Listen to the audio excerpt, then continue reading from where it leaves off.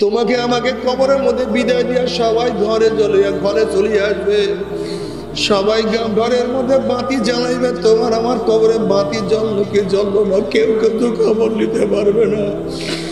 যে আমার মাওলার খবর নাই কি উপায়টা হবে রে বাবা? কোন নাফরমানের কবরের দুই পাশের মাটি এত জোরে চাপ মারবে, কোন নাফরমানের কবরটা আগুনে ভরিয়ে যাবে।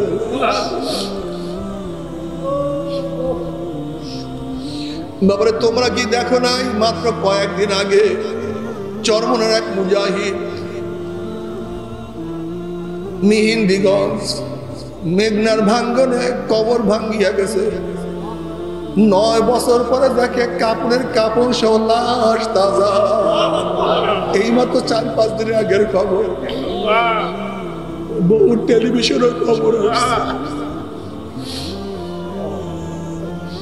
এত আল্লাহ ছিল, কাপড়ের কাপড় সহ লাশ একেবারে তাজা।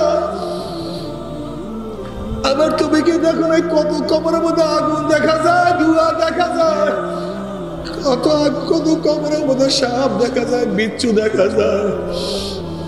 আমার দাদা সাহেব রহমতুল্লাহ একদিন এক জায়গার থেকে রওনা করছে। কারি সাহেব বলছে হুজুর বড় মিয়ার কবরটা একটু জিয়ারত করিয়া যান। আমার দাদা সাহেব রহমতুল্লাহ যখন কবরের কিনারায় দাঁড়াইলেন, তিনি অনুভব করতে আছেন কবরের মাটিটাকে উল্টাইয়া ফেলাইয়া দিতে আছে।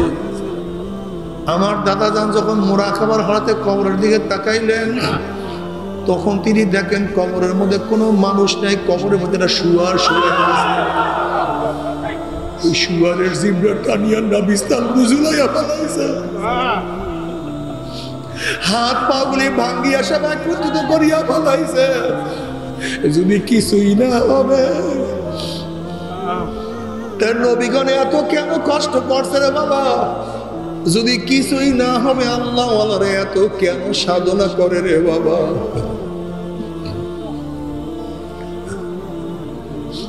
যদি কিছুই না হবে আল্লাহ ওয়ালারা সাধনা করতে করতে নিজের জীবনটাকে কেন ধ্বংস করিয়া বাবারে? দুনিয়া কিছু না, কয়েকদিন স্বপ্নের জিন্দেগি। এখানে খাইলেও থাকবো, না খাইলেও থাকবো, আরামাইশ করলেও থাকবো, না করলেও দুনিয়ার থেকে বিদায় হয়ে যাব।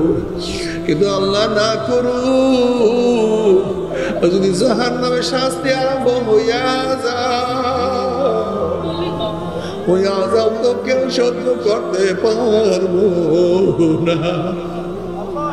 ওরে তুমি কি জানো জাহান্নামের অবস্থাটা কি হবে? জাহান্নামের আগুনের মধ্যে পড়তে পড়তে শরীরের চামড়া পড়িয়া যাবে, আবার নতুন চামড়া উঠিয়া যাবে, আবার পড়তে পড়তে চামড়া ঝলক করে পড়িয়া যাবে। নাফরমান চিল্লাতে থাকবে, কোনো উপায় নাই, সহ্য করতে পারবে না, আযাব থেকে মুক্তিও পাবে না।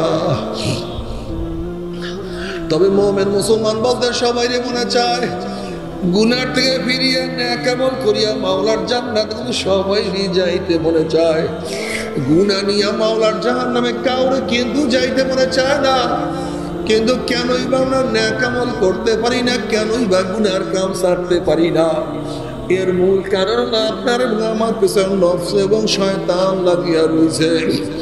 এই নফস এবং শয়তান থেকে ফেরার জন্য যে কোনো একজন হক্কানি আল্লাহর ওলির হাতে হাত দিতে হবে রে বাবা। খবরদার, বর্তমান জমানায় পীর মুরিদের ভেজাল, ব্যবসার দলাদলি, হিংসা হাসাদে পরিণত হয়ে গেছে।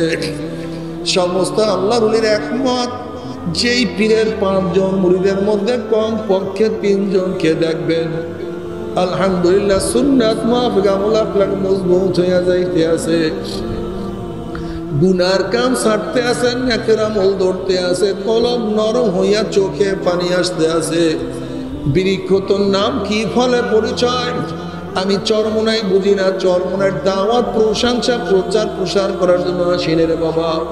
চরমোনাই যাওয়ার তোমার কোনো দরকার নাই, কোনো দরকার নাই, কোনো দরকার নাই। তুমি যার কাছে গিয়া পারো গুনার কাম ছাড়ো, নেকের আমল ধরো, কলব নরম করিয়া চোখে পানি নিয়া মাওলার কবরে যাইয়া যেরকম দুনিয়ার ঘরে আগুন লাগলে পানি ছাড়া নিবানো যায় না, ঠিক তদ্রুপ তোমার এবং আমার গুনার দ্বারা যে জাহান্নামের আগুন জ্বলিয়া রয়েছে, চোখের পানি ও সারা কিন্তু জাহান্নামের আগুন নিবানো সম্ভব না। কাজী বাবা আমার জন্য দোয়া চাই, আমিও দোয়া করি, সবাই সবার জন্য প্রাণ খুলিয়া দোয়া করো, যেন কিয়ামতের ময়দানে গলাগলি বাঁধিয়া আমরা একসাথে জান্নাতে যাওয়ার তৌফিক দিয়া দেয়।